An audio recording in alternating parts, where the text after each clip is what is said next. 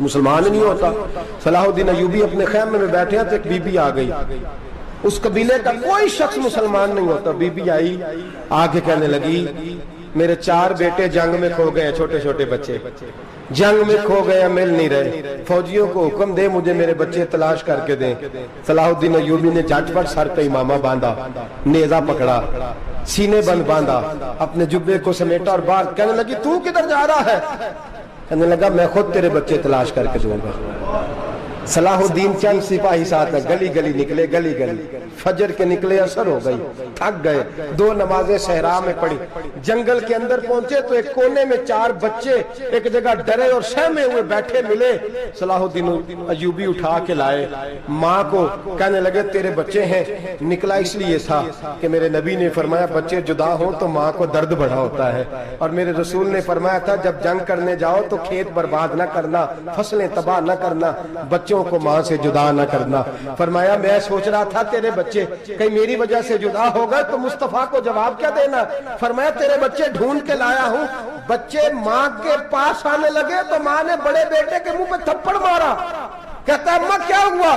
کہنے لگے تو نے سنا نہیں کہ دشمن کے بچوں کی اتنی حفاظت کرتا ہے، میرے پاس نہ جا، اس کے قدموں میں بیٹھ جا، جس نبی کے غلام اتنے سچے ہیں وہ نبی کتنا سچا ہوگا۔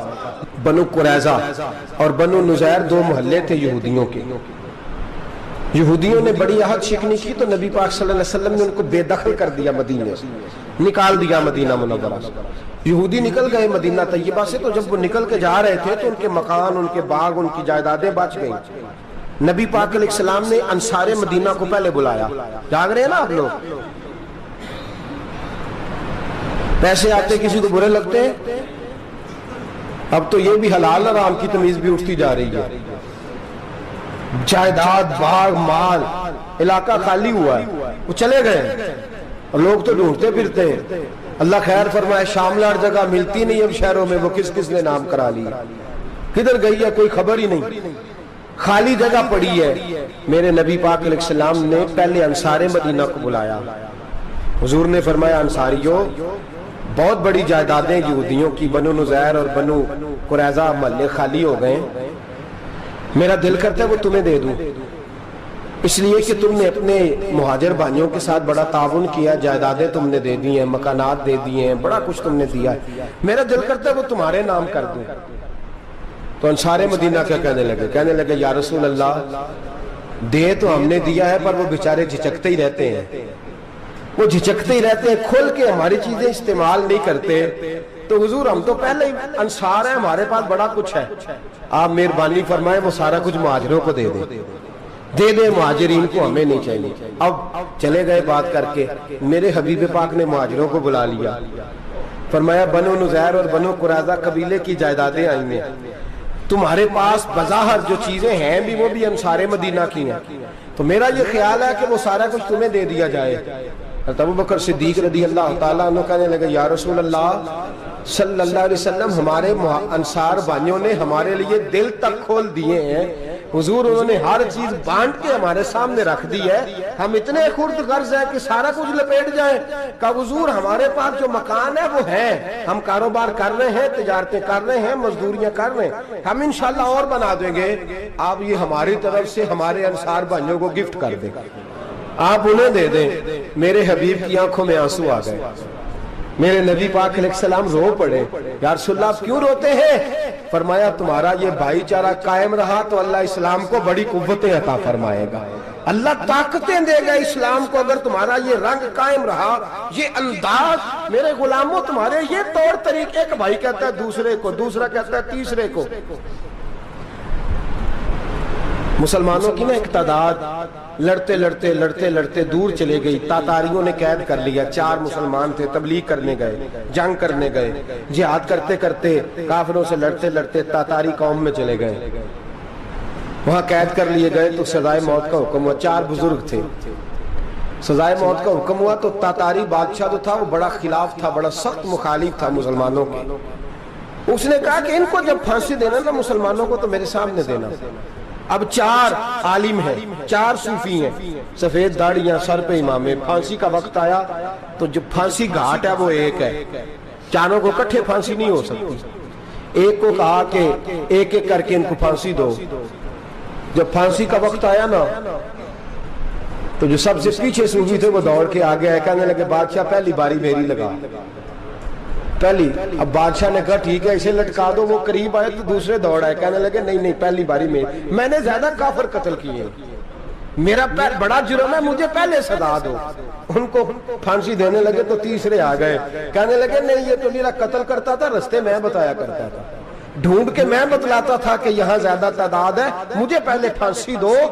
تیسرے کے ساتھ بات ہو رہی تھی تو چوتھا دوڑا آیا, کہنے لگا یہ رستے بتاتا تھا, یہ تبلیغ کرتا تھا, یہ سارا کچھ کرتا تھا, لیکن کہا یہ کہتے تھے چلو واپس چلتے ہیں, میں جانے نہیں دیتا تھا, میں کہتا تھا اور کافر مارنے اور علاقے فتح کرنے, میرا جرم بڑا ہے, مجھے پہلے پھانسی دو. بادشاہ کہنے لگا مجھے 35 سال ہو گئے حکومت کرتے, بڑی دنیا کو پھانسی دی ہے, لوگ تو ایک دوسرے کو دھکے دیتے ہیں کہ پہلے تو جا پہلے تو جا, اور تم کیسی قوم ہو کہ ایک دوسرے پہ قربان ہو رہے ہو. کہنے لگا تم ایک باپ کی اولاد ہو, جاگ رہے آپ لوگ. تاتاری بادشاہ کافر بادشاہ اسلام کی مخالفت کر دیں, ایک باپ کی اولاد ہو کا نہیں, ایک قبیلے کے رہنے والے ہو کا نہیں, ایک ملک کے رہنے والے ہو نہیں. اس نے کہا رشتہ کیا ہے تمہارا, رشتہ کیا ہے؟ تو بول کے کہنے لگے خدا ایک ہے نبی ایک ہے, خدا ایک ہے اور نبی منفرد ایک ہے, اس قوم کی نقصان بھی ایک ہی سب کا نبی, اللہ بھی قرآن بھی ایک. کیا ہی اچھا تھا ہوتے اگر مسلمان بھی ایک, یوں تو سید بھی ہو مرزا بھی ہو افغان بھی ہو, تم سبھی کچھ ہو بتاؤ کہ مسلمان بھی ہو. فرمایا ہمارا اللہ ایک ہے نبی ایک ہے, تو کہا پھر ایک دوسرے پہ جان کیوں دیتے ہو؟ فرمایا ہمارے نبی نے ہمیں بھائی بھائی بنا دیا ہے, بھائی کا دل نہیں کرتا اس کی آنکھوں کے سامنے بھائی چلا جائے, ہمارا دل نہیں کرتا پہلے مجھے دے پہلے مجھے دے. بادشاہ کہنے لگا تمہارا جذبہ مجھے متاثر کر گیا, جاؤ میں تم چاروں کو آزاد کرتا ہوں, تمہیں آزاد کرتا ہوں. میرے دوستو یہ رنگ تھا, دیکھیں نا, یہ اس دھرتی نے نظام دیکھا ہے نا, اس فلک نے پہلی بار دیکھا, اس زمین نے پہلی بار. اور میرے حضرت صاحب فرمایا کرتے تھے زمین تڑپ کے روئی, اس نے پہلی دفعہ دیکھا. احد کا میدان ہے, 3 صحابہ تپتی ہوئی زمین پہ زخموں سے چور چور پڑے ہیں. حضرت انس بن نضر رضی اللہ تعالیٰ عنہ پانی کا پیالہ لے کے پہنچے, ایک زخمی سے کہا تجھے پانی پلانا ہے, تو کہنے لگا میرے زخم تھوڑے ہیں, وہ جو ساتھ پڑا اس کے زخم گہرے ہیں, پہلے اسے پانی پلا دے, جا اسے دے دے. اس کے پاس پہنچے تو وہ کہنے لگا وہ مجھ سے پہلے گرا تھا, اس کا زخم زیادہ گہرا ہے, اسے پانی پلا. تیسرے کے پاس گئے تو کہنے لگا چوتھا تڑپ زیادہ رہا ہے, اس کی عمر زیادہ ہے, میں تو جوان ہوں برداشت کر رہا ہوں, بڑھاپے کی وجہ سے نڈھال ہو گیا, پہلے اسے پانی پلا. چوتھا کہنے لگا 5ویں کے پاس جا, 5واں کہنے لگا 6ٹھے کے پاس جا. حضرت انس بن نضر کہتے میں رو پڑا, میں نے کہا محمد کے غلاموں, رسول نے تمہیں کیسا جذبہ دے دیا ہے, زبانیں پیاس سے باہر ہے لیکن تمہاری اخوت مرتے دم تک قائم ہے. کہتے میں 7ویں کے پاس گیا تو کہنے لگا اگر 6 قربانی دے سکتے ہیں تو مجھے خود غرض نہ سمجھ, میں نے نہیں پانی پینا, جا پہلے کے پاس لے جا. کہتے میں پہلے کے پاس آیا تو روح پرواز کر گئی, دوسرے کے پاس آیا تو روح پرواز کر گئی, میں 7ویں تک آیا تو انتقال کر گئے. کہتے ہیں پانی کا پیالہ میں نے اٹھایا اور میں نے زمین پہ رکھا تو میں نے کہا پانی گوا رہنا, محمد کے غلام مر تو جاتے ہیں پر ایک دوسرے کا خیال بڑا رکھا کرتے ہیں, گوا رہنا یہ مر جایا کرتے لیکن ایک دوسرے کا درد. میرے دوستو لٹا ہوا برما, روتے ہوئے مسلمان, سسکیاں اور آہیں لیتی ہوئی مائیں پوچھتی ہیں اے خاصا اے خاصان رسول, وقت دعا ہے, امت پہ تیری آ کے عجب وقت پڑا ہے. وہ دین جو بڑی شان سے نکلا تھا وطن سے, پردیس میں وہ دین آج غریب الغربا ہے. فریاد ہے اے کشتی امت کے نگہباں, بیڑا یہ تباہی کے قریب آن لگا ہے. اور کیا خوبصورت جملے کہے تھے کہ نبی پاک صلی اللہ علیہ وسلم نے, حضور نے فرمایا تھا میرا مومن ایک جان کی طرح ہوتا ہے, ایک جان کی طرح ہوتا ہے, ایک کو تکلیف ہو جسم کے ایک حصے کو, سارا حصہ پریشان ہوتا ہے. فرمایا یہ ایک مکان کی طرح ہے, ایک اینٹ دوسری اینٹ کو مضبوط کرتی ہے. فرمایا یہ مضبوط لوگ ہیں, یہ مضبوط لوگ. حضرت عمر فاروق کا زمانہ ہے, ایک آدمی نے سیری بھیج دی, ایک گھر میں بطور تحفہ، قحط کا زمانہ تھا، گوشت ملتا نہیں تھا، جانور، ایک آدمی نے سری بھیج دی ایک آدمی کے گھر میں۔ اس نے کیا کیا؟ اس نے اپنی بیوی سے کہا ہماری تو خیر ہے، ساتھ والا پڑوسی زیادہ غریب ہے، ادھر نہ بھیج دے، یہاں گندم امیر شہر کی ہوتی رہی خراب اور بچی کسی فقیر کی فاقوں سے مر گئی، کہا ساتھ والے پڑوسی کے گھر سے میں کئی دنوں سے بھوک کی آوازیں، وہاں بھیج دے۔ اس کے گھر گئی تو اس کی بیوی شوہر کو مشورہ دیتی ہے، کہتی ہے میرے بچے تو دلیر ہے، ساتھ والے کے چھوٹے ہیں، وہ گزارا نہیں، ادھر نہ بھیج دیں۔ ادھر گئی، ایک روایت ہے 7 گھر، ایک روایت ہے 21 گھر، 21 گھروں میں گھومتی ہوئی وہ سری پھر پہلے کے گھر میں آ گئی، اور پہلا صحابی کہنے لگا صرف تو نے محمد کا کلمہ نہیں پڑھا، باقی 20 نے بھی پڑھا ہوا ہے، صرف تو نے ہی رسول اللہ سے یہ درس نہیں لیا، باقیوں نے بھی لیا ہے، اور صرف تیرے اندر ہی جذبہ اظہار نہیں، تو ہی صرف مسلمانوں سے پیار نہیں کرتی، سارے ہی پیار کرتے ہیں۔ وہ سری پھر آ گئی، اب کیا کرنا ہے؟ اب کیا کرنا ہے؟ تو امام نبوی نے لکھا ہے، وہ کہنے لگی کرنا کیا ہے؟ پکاؤں گی میں اور کھائیں گے 21 گھر، پھر بھی اکیلے نہیں کھائیں گے، پکاؤں گی میں اور کھائیں گے 21 گھروں کے مطابق شوربہ پکا، اور پھر برتن میں ڈال کے وہ بی بی ایک گھر کا دروازہ کھٹکھٹاتی ہے، کہتی ہے مصطفیٰ کے غلاموں نکلو باہر اور کھاؤ، اس لیے کہ جس نبی نے مجھے پیار کا حکم دیا اسی نے تمہیں بھی پیار کرنا سکھایا ہے، یہ رنگ چشم فلک نے سکھایا ہے۔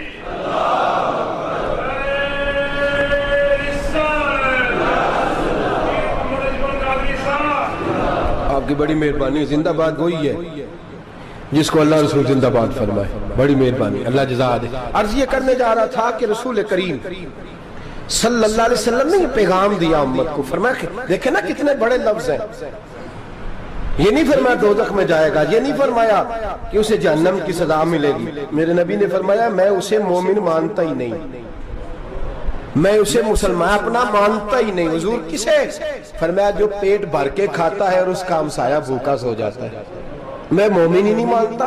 سزا تو تب ملے گی نا کہ جب میں کسی سزا کا اعلان کروں، میں مانتا ہی نہیں، وہ میرا ہے ہی نہیں، خود پیٹ بھر کے کھا رہا ہے، ہمسایہ اس کا بھوکا، میں نہیں مانتا۔ انما المؤمنون اخوہ، مومن بھائی بھائی، میں مانتا ہی نہیں اسے۔ اور میرے حبیب پاک اتنے بڑے لفظ حدیث میں اور کہیں نہیں ملیں گے، آپ کو اتنے بڑے جملے کہیں نہیں ملیں گے۔ میرے نبی پاک نے فرمایا اللہ کہے گا قیامت کے دن، کون؟ اتنے بڑے لفظ حدیثوں میں ملتے نہیں جتنے یہ ہیں۔ حضور نے فرمایا رب فرمائے گا بندے سے کہ میں تیرے پڑوس میں بھوکا تھا، تو نے مجھے روٹی کیوں نہیں کھلائی؟ کون کہہ رہا ہے؟ اللہ کہہ، میں بھوکا تھا تو نے روٹی نہیں دی، میں ننگا تھا تو نے کپڑا نہیں دیا، میں پیاسا تھا تو نے پانی نہیں پلایا، میں بیمار تھا تو تیمارداری۔ یا اللہ نہ تو کھاتا ہے، نہ پیتا ہے، نہ کپڑا پہنتا ہے، نہ تو بیمار ہوتا ہے، لا تاخذہ سنۃ ولا نوم، تجھے بیماری آتی نہیں، اونگ نیند نہیں آتی، میرے مالک تو میرے پڑوس میں تھا۔ تو حضور فرماتے ہیں رب فرمائے گا وہ جو بندہ تیرے پڑوس میں بھوکا تھا تو بندہ تو میرا ہی تھا نا، وہ جو بندہ تیرے پڑوس میں ننگا تھا تو بندہ تو میرا ہی تھا نا، وہ جو تیرے پڑوس میں پیاسا تڑپتا رہا تو وہ میرا ہی بندہ تھا، تو دوائی لینے جائے تو بڑے اسپتال میں اور اس بیچارے کو 20 روپے پرچی کے بھی میسر نہ آئے تو میرا ہی بندہ تھا۔ میرے دوست خیال کر اور یاد رکھ، یہ جو ہمسائے ممالک میں ظلم ہوتے ہیں، زیادتیاں ہوتی ہیں، ہمارے گھر کا پنکھا اچھا چلتا ہے، ہم جلوس اس وقت نکالتے ہیں جب ہماری لائٹ بند ہوتی ہے، ہم جلوس اس وقت نکالتے ہیں جب ہمارا ایسا جو ہمیں تنگ کرتا ہے، ہم اس وقت درد محسوس کرتے ہیں جب ہمارے گھر تک آگ آ جاتی ہے۔ یہ جو باہر آگ جل رہی ہے یہ تیرے گھر بھی آ سکتی ہے، یہ جو باہر فساد ہو رہا ہے یہ تیرے دروازے تک آ سکتا ہے۔ میرے رسول پاک نے ایک جان، مسلمان کو ایک جان قرار دیا۔ مجھے بتائیے انگلی کو کٹ لگ جائے، مسلمان ایک جان ہے نا، انگلی کو لگ جائے کٹ، دماغ کہتا ہے میں نے نہیں سوچنا اس کے بارے میں نے اس کے درد کو محسوس ہی نہیں کرنا، انگلی کی درد ہے، انگلی جانے اس کا کام جانے، ایسے ہی ہوتا ہے نا۔ بولے پیروں سے کہتے ہیں، انگلی کہتی ہے چل ڈاکٹر کے پاس، پیر کہتے ہیں نہیں میں نے نہیں جانا، انگلی کا کام ہے انگلی جائے، ایسے ہی ہے نا۔ دل سے کہتے ہیں تو تڑپ تھوڑا سا، انگلی کو درد ہے، کہتے میں کو تڑپوں، انگلی کا معاملہ انگلی جانے اس کا کام جانے۔ ٹیلی فون کرنا ہے ڈاکٹر صاحب کا پتہ کرنا ہے، دکان کہتے ہیں میں نے نہیں بات سننی ڈاکٹر صاحب کی، زبان کہتی ہے میں نے نہیں بولنا، انگلی جانے، ایسا ہوتا ہے۔ پیر احتجاج کرتے کہ میں نے ڈاکٹر کے پاس، میں کچھ چکر کھاتا پھروں ڈاکٹر کی دکان کی، انگلی کو درد ہے انگلی جانے، ایسا ہوتا ہے۔ بھئی میرے رسول پاک نے فرمایا مسلمان ایک جان ہے، تو درد برما کے مسلمانوں کو ہو رہا ہے تو پاکستانی کہہ رہے ہیں کوئی بات نہیں، وہ جانے ان کا کام جانے، ایک جان ہے نا، درد ہونا چاہیے، تکلیف ہونا چاہیے، پھٹے پہ باتیں ہوتی ہیں اس موضوع پہ، اسمبلی پہ گفتگو ہوئی ہے اس موضوع پہ، آپ کی صوبائی اسمبلیاں اس موضوع پہ بولی ہیں، آپ کے کونسل اس موضوع پہ بولے، ہم تو اپنی اپنی سیاستیں، اپنے اپنے تماشے، اپنے اپنے چکروں میں لگے ہوئے، وہ دریا کے اندر سسکتے مسلمان، بنگالی کہتے ہیں ہمارے نہیں، برمی کہتے ہیں ہمارے نہیں، پاکستانی کہتے ہیں ہمارے نہیں، ترکی کہتے ہیں ہم کس کے ہیں، وہ کس کے ہیں؟ وہ اللہ کے بندے ہیں، محمد عربی کے غلام ہیں صلی اللہ علیہ وسلم۔ لیکن میرے دوستو کیا ہمیں کیا غرض ہے، وہ جانے ان کا کام جانے، یہ جب تیرے پیروں تک آگ آئے گی پھر تجھے پتہ چلے گا یہ بڑی سخت آگ ہے۔ آج جس کافر نے برما پر عرصہ دراز تنگ کیا ہے، مسلمان تھوڑے تھوڑے مفاد لینے کی خاطر نا، بنو عباس اور بنو امیہ کی جنگ چل رہی تھی، بنو عباس جو تھے وہ غالب آ گئے، بنو امیہ جو تھے ان کی حکومت ختم ہو گئی، تو عیسائیوں نے بنو امیہ سے کہا کہ ہم تمہارے ساتھ تعاون کرتے ہیں، ہم تمہارے ساتھ تعاون کرتے ہیں اور بنو عباس پہ غلبہ پا کے تمہیں حکومت دلاتے ہیں۔ بنو امیہ بڑی جدوجہد کر رہے تھے بادشاہی کے لیے، لیکن انہوں نے کہا کہ ہم لڑ رہے ہیں، کوشش کر رہے ہیں، لیکن ہمیں کسی کافر کی مدد کی ضرورت نہیں، ہم جتنا مرضی لڑیں لیکن کافروں کے ہاتھوں بنو عباس کو مروانے کو ہم تیار نہیں ہیں، ہمیں خبردار، تمہارا آپس کا معاملہ ہے، ہم خود نمٹ لیں گے، تمہیں اجازت نہیں دیتے تم اندر کودو اور کود کر کے تم فسادات پیدا کرو اور مسلمانوں کے اندر تقسیم کرو۔ میرے دوستو مسلمان کو سوچنا چاہیے، سوچ بڑی رکھنی چاہیے، گھر کی جنگ سے نکل آ، اب بہو ساس کے جھگڑے سے باہر آ جا، اب محلے کی سیاست چھوڑ کے باہر کا سوچ، اب اسلام کو تیری حاجت ہے، اب پوری دنیا جب مسلمان کو دیکھے نا، فیس بک یوز ہوتی ہے، اس پہ نوجوان جب اسلام کی بات کرنے لگے گا، اس پر جب بڑا اسلام کی بات کرنے لگے گا، پوری دنیا میں پیغام جائے گا کہ مسلمان اب جاگنے لگا ہے، مسلم خوابیدہ بیدار ہونے لگا ہے، اب اس کی آنکھیں کھلنے لگی ہیں، اب یہ اپنے مذہب کی بات کرتا ہے، اب یہ اپنے ملک سے، صوبے سے، برادری سے نکل کر بولتا ہے، اب یہ کہتا ہے کہ بازو تیرا توحید کی قوت سے قوی ہے، اسلام تیرا دیس ہے، تو مصطفی ہے، اب یہ بڑی سوچ رکھتا ہے، اب یہ عالمی بات کرتا ہے۔ میرے دوستو ہمارا تو حال یہ ہے، امام اعظم ابو حنیفہ کا فتویٰ ہے، آپ فرماتے ہیں جو مولوی عالمی حالات سے باخبر نہ ہو وہ جمعے کی تقریر نہ کرے، وہ مسلمانوں کی رہنمائی نہیں کر سکتا، عالمی حالات سے جو خبردار نہ ہو، تو جس کو چھٹی ہو جائے تو نے ختم نہیں پڑھا، دوڑ جا مسجد سے، تو ختم نہیں پڑھتا ہمارے، تجھے پتہ ہی نہیں تو کہاں رہتا ہے، بھاگ جا، وہ عالمی حالات پہ بات کرے گا، کیونکہ بیچارے کو تو پتہ ہے میری سویرے چھٹی ہو جانی، سیاست کا لفظ چھیڑا نہیں تو میں گیا نہیں۔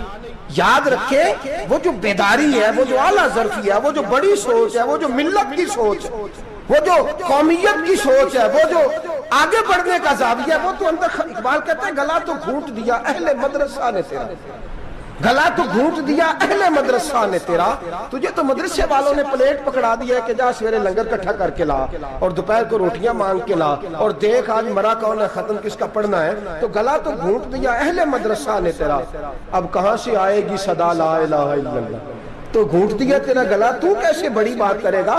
بڑی بات کے لیے بڑی سوچ چاہیے، بڑی تگودو چاہیے، بڑی کوشش چاہیے، بڑا حوصلہ چاہیے۔ مسلمان چھوٹی چھوٹی لڑائی میں، چھوٹی چھوٹی جنگ میں، ایک دکاندار دوسرے دکاندار سے لڑ رہا ہے، گلی والا دوسری گلی والی سے لڑ رہا ہے، محلے والا محلوں پہ اعتراض، ایک شہر میں رہنے والے میں نے دوسرے محلے پہ اعتراض کرتے دیکھے، یقین کریں ایک شہر میں رہنے والے، علاقے میں بسنے والے کہتے ہیں بھائی توبہ ہے اس محلے تو اللہ ہی بچائے، لا حول ولا قوت۔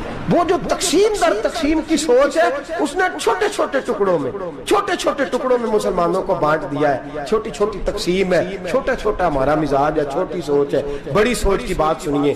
صلاح الدین ایوبی، جاگ رہے ہیں نا آپ لوگ؟ تو آخنا حضرت صاحب ایڈی وڈی گل چھیڑ چھڑی ہے، یہ مطلب ہی کون نہیں، کنے برما جانا ہے تو کنے مدد کرنی ہے، میں تو بھائی فریضہ سر انجام دے رہا ہوں۔ میرے نبی نے فرمایا برائی کو یا ہاتھ سے بدل، ہاتھ سے نہیں بدل سکتا تو زبان سے تو بولنا، تو میں معذور ہوں، کمزور آدمی ہوں، ہاتھ سے بدلنے کی طاقت نہیں رکھتا، تو دوسرے درجے پہ تو مجھے عمل کرنے دو نا۔ اثر کرے نہ کرے سن تو لے میری فریاد، نہیں ہے داد کا طالب یہ بندہ آزاد، رونے تو دو، تڑپنے تو دو، آہیں تو بہانے دو، سسکیاں تو لینے دو، مار کھائی ہے تو تڑپنے تو دو۔ وہ قرآن پاک برما میں پابندی لگی ہے تو میں یہاں سوچنے لگا ہوں کہ وہاں تو پابندی لگی ہے، یہاں پہلے لوگ کوئی نہیں پڑھتی۔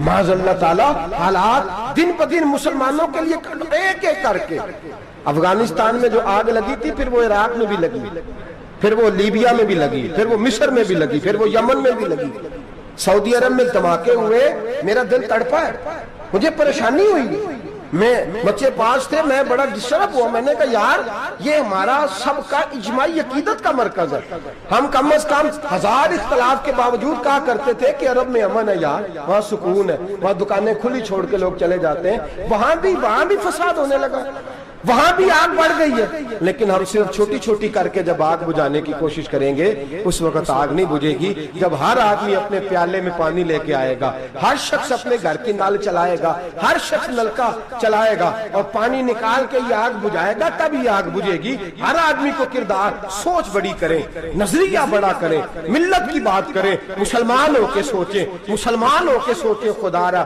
نکلیں یہ گھر کے جھگڑوں سے، تھوڑی دیر کے لیے اپنے آپ کو بڑا کریں، بڑی سوچ آپ بنائیں، جب دوستیاں لگائیں، یرانے لگائیں، پھر چھوٹے موٹے حساب سے بچیں۔ بابا بلے شاہ صاحب فرماتے کورے ورک کتاب نہیں ہوندے، کورے ورک کتاب نہیں ہوندے، پتھر دل گلاب نہیں ہوندے، او بلیا یاری سوچ کے لائیں، یارا نال حساب نہیں ہوندے۔ پھر ذرا نکلے اس حساب کتاب سے باہر، بلیا یاری سوچ کے لائیں، یارا نال حساب نہیں ہوندے۔ پھر ذرا بڑا ذہن کریں، چھوڑے اپنے حساب، وَيُبْصِرُونَ عَلَىٰ أَنفُسِهِمْ وَلَنَبْلُوَنَّكُمْ بِشَيْءٍ مِّنَ الْخَوْفِ وَالْجُوعِ وَنَقْصٍ مِّنَ الْأَمْوَالِ وَالْأَنفُسِ وَالثَّمَرَاتِ۔ پھر حساب کتاب سے نکلے، پھر امام علی مقام کی طرح یہ سوچ بنائے کہ حسین کے بچے چلے جائیں تو کوئی حرج نہیں، امت پر آنچ نہیں آنی چاہیے۔ ایک امام علی مقام، کل تک امام میدان میں کھڑے تھے تو اکیلے تھے، لیکن آج پوری دنیا کہتی ہے حسین ہمارا ہے، حسین ہمارا ہے۔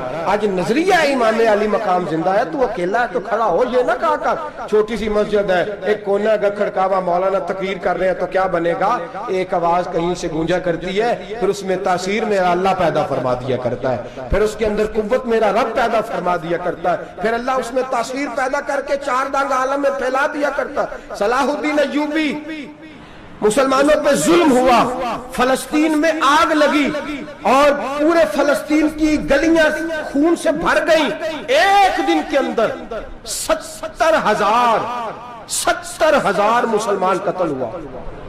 گھوڑوں سے سڑکوں پہ چلا نہیں جاتا تھا، گھوڑے پھسلتے تھے، اتنا خون تھا، اور کچی سڑکیں تھی، اتنا خون تھا، پہلے کچی زمین نے خون پیا، پھر خون اس سے باہر آیا، پھر بھی اتنا سخت 70,000 آدمی قتل ہوا۔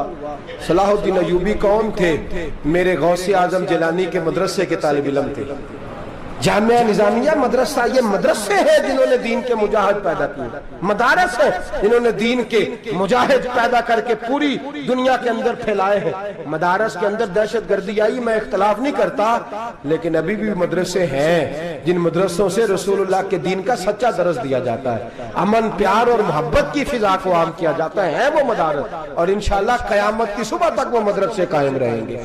صلاح الدین ایوبی مدرسے کے طالب علم ہے، مدرسے کا، لیکن مدرسہ اس کا تھا جو ساتھ درویش بھی تھا، جو ساتھ اللہ رسول کے احکامات محبت کے ساتھ پھیلانے والے غوث اعظم جیلانی کا مدرسہ تھا، اس مدرسے کا پڑھنے والا طالب علم۔ دیکھیں نا، علم دین شہید کون تھا؟ نعتیں پڑھنے والا تھا نا، ختم دلانے والا تھا۔ عامر چیمہ شہید کون تھا؟ نعتیں پڑھنے والا تھا نا۔ یہ نعتیں وہ چیز ہوتی ہے جو دلوں کے اندر اثر پیدا کر دیتی ہے، جو نبی پاک کی محبت کو پروان چڑھاتی ہے، اور یہی چراغ جلے گا تو روشنی ہوگی۔ صلاح الدین ایوبی اکیلا اپنے دوستوں سے کہنے لگا مسلمانوں کی مدد، چند سالوں میں نکلو مدد کریں۔ انہوں نے کہا تیرے نکلنے سے کیا ہوگا؟ کہنے لگا میں نے نہیں نکلنا، میرے اللہ نے میری مدد کرنی ہے، میرے اللہ نے میری اٹھ باندھ کمر کیا ڈرتا ہے، پھر دیکھ خدا کیا کرتا ہے، اور میں مجھے نکلنے دے، اللہ میری مدد کرے گا۔ تھوڑا تھوڑا کر کے فوج جمع کی، کوشش کی، چند سالوں کے بعد اسی جگہ جہاں مسلمانوں کا خون بہا تھا، اللہ نے اسلام کا جھنڈا پھر سے بلند کر دیا۔ صلاح الدین ایوبی فاتح بن کے مسجد اقصی کے دروازے پہ کھڑا ہے. چند سال گزرے، عیسائیوں کا اپنا وہ ظلم ابھی یاد ہے، اور عیسائی سارے لیڈر کہتے ہیں تیاری کر لو، اب ہمارے بچے کاٹے جائیں گے، عورتیں بیوہ ہوں گی، گردنیں کٹیں گی، اب دیکھنا جتنا خون ہم نے بہایا تھا مسلمان اس سے دگنا بہائیں گے. صلاح الدین ایوبی گھوڑے پہ کھڑے ہیں اور پوچھتے ہیں، او عیسائیوں بتاؤ تمہارے ساتھ کیا کروں؟ گردنیں جھک گئیں، جواب کوئی بھی نہیں. کہا تم نے 70,000 مسلمان ایک دن میں مارا تھا، بولو تمہارے ساتھ کیا کروں؟ تم نے ایک دن میں مسلمان یوں کاٹے جیسے گاجر مولی کاٹی جاتی ہے، بولو کیا کروں؟ عیسائی کہنے لگے ہمیں اپنے ظلم یاد ہے، تشدد یاد ہے، بربریت یاد ہے، تو بہتر جانتا ہے تو نے کیا کرنا ہے. صلاح الدین ایوبی گھوڑے پہ فاتح کھڑا ہے، آنکھوں میں آنسو آئے، تڑپ کے رویا، کہنے لگا میں تمہارے ساتھ وہی سلوک کروں گا جو میرے مصطفیٰ نے قریش مکہ کے ساتھ فرمایا تھا. لا تصریب علیک، جاؤ تم پر کوئی زیادتی، جاؤ تم آزاد ہو. اس نے کہا تو کر کیا رہا ہے؟ کہنے لگا میں کیا کروں، میں اس محمد کا ماننے والا ہوں جس نے معاف کرنا سکھایا ہے صلی اللہ علیہ وسلم. میرے پیروں میں زنجیر ہے رسول اللہ کی غلامی کی، جاؤ تم آزاد ہو. اس نے کہا تم آزاد ہو. لوگوں نے کلمہ پڑھنا شروع کر دیا، اشہد ان لا الہ الا اللہ واشہد ان محمدن عبدہ. سارے قبیلے کے کچھ نہ کچھ لوگ مسلمان، ایک قبیلہ رہ گیا مسلمان نہیں ہوتا. صلاح الدین ایوبی اپنے خیمے میں بیٹھے ہیں تو ایک بی بی آ گئی، اس قبیلے کا کوئی شخص مسلمان نہیں ہوتا. بی بی آئی، آگے کہنے لگی میرے 4 بیٹے جنگ میں کھو گئے، چھوٹے چھوٹے بچے جنگ میں کھو گئے، مل نہیں رہے، فوجیوں کو حکم دے مجھے میرے بچے تلاش کر کے دیں. صلاح الدین ایوبی نے جھٹ پٹ سر پہ امامہ باندھا، نیزہ پکڑا، سینے بند باندھا، اپنے جبے کو سمیٹا اور باہر. کہنے لگی تو کدھر جا رہا ہے؟ کہنے لگا میں خود تیرے بچے تلاش کر کے دوں گا. صلاح الدین چند سپاہی ساتھ گلی گلی نکلے، گلی گلی فجر کے نکلے، اثر ہو گئی، تھک گئے. 2 نمازیں صحرا میں پڑھی، جنگل کے اندر پہنچے تو ایک کونے میں 4 بچے ایک جگہ ڈرے اور سہمے ہوئے بیٹھے ملے. صلاح الدین ایوبی اٹھا کے لائے، ماں کو کہنے لگے تیرے بچے ہیں. نکلا اس لیے تھا کہ میرے نبی نے فرمایا بچے جدا ہوں تو ماں کو درد بڑا ہوتا ہے، اور میرے رسول نے فرمایا تھا جب جنگ کرنے جاؤ تو کھیت برباد نہ کرنا، فصلیں تباہ نہ کرنا، بچوں کو ماں سے جدا نہ کرنا. فرمایا میں سوچ رہا تھا تیرے بچے کہیں میری وجہ سے جدا ہو گئے تو مصطفیٰ کو جواب کیا دینا. فرمایا تیرے بچے ڈھونڈ کے لایا ہوں. بچے ماں کے پاس آنے لگے تو ماں نے بڑے بیٹے کے منہ پہ تھپڑ مارا. کہتا اماں کیا ہوا؟ کہنے لگے تو نے سنا نہیں کہ دشمن کے بچوں کی اتنی حفاظت کرتا ہے، میرے پاس نہ جا، اس کے قدموں میں بیٹھ جا. جس نبی کے غلام اتنے سچے ہیں وہ نبی کتنا سچا ہوگا، جس نبی کے نوکر اتنے کھڑے ہیں وہ نبی کتنا کھڑا ہوگا. جا کے کلمہ پڑھ لے. میرے دوست یہ اسلام ہے جس نے غیروں کا درد بھی اپنے سینے میں رکھا. اقبال کہتا ہے سارے زمانے کا درد ہمارے ہی سینے میں ہے. برما کا مسلمان ہو یا عراق، لیبیا، افغانستان، کشمیر کا مسلمان ہو، میرے دوست وہ غیر نہیں ہے، وہ تیرا اپنا ہے. اس کا رنگ نہ دیکھ، اس کی بولی نہ دیکھ، اس کا قبیلہ اور علاقہ نہ دیکھ. دیکھ کہ وہ تیرے رسول کا کلمہ پڑھتا ہے، وہ دیکھ کہ وہ کعبے کی طرف منہ کر کے نماز پڑھتا ہے. دیکھ کہ تیرا اور اس کا نصاب زندگی قرآن ایک ہے. میرے دوست کچھ نہیں کر سکتا تو دعا تو کر دیا کر، کچھ نہیں کر سکتا تو التجا تو کر دیا کر. اللہ کے حضور یہ تو کہا کر کہ اللہ مسلمان جہاں بھی ہیں تو ان کی مدد فرما، اللہ مسلمان جہاں بھی ہیں تو ان کی غیبی امداد فرما. یہ دعا تو میرے دوست ضرور کیا کرو. سوچ بڑی کریں، جب بھی آپ بولیں، جب بھی آپ لکھیں، جب بھی کسی سے بات کریں تو بحیثیت مسلمان کے بات کریں، بحیثیت ایک نبی پاک کے غلام کے بات کریں. اپنی زندگی اس انداز میں ترتیب دیں کہ پہلے آپ مسلمان ہیں، اس کے بعد آپ کچھ اور ہیں. پہلے اسلام کی بات کریں، بڑی بات کریں، بڑے حوصلے کی بات کریں، پھر اسلام کو قوت ملے گی، پھر بیداری امت کو نصیب ہوگی. اللہ کریم برما کے مسلمانوں کو اپنی رحمت کی ٹھنڈی چھاؤں نصیب فرمائے، ہمیشہ مدحت خیر الانام میں گزرے. دعا ہے یہ عمر درود و سلام میں گزرے. آخر دعوانا ان الحمدللہ. اور اگر آپ نے ابھی تک ہمارا چینل سبسکرائب نہیں کیا تو فوراً سبسکرائب کیجیے، ساتھ ہی بیل آئیکن پر کلک کریں تاکہ مزید آنے والی ویڈیو ہے وہ آپ کو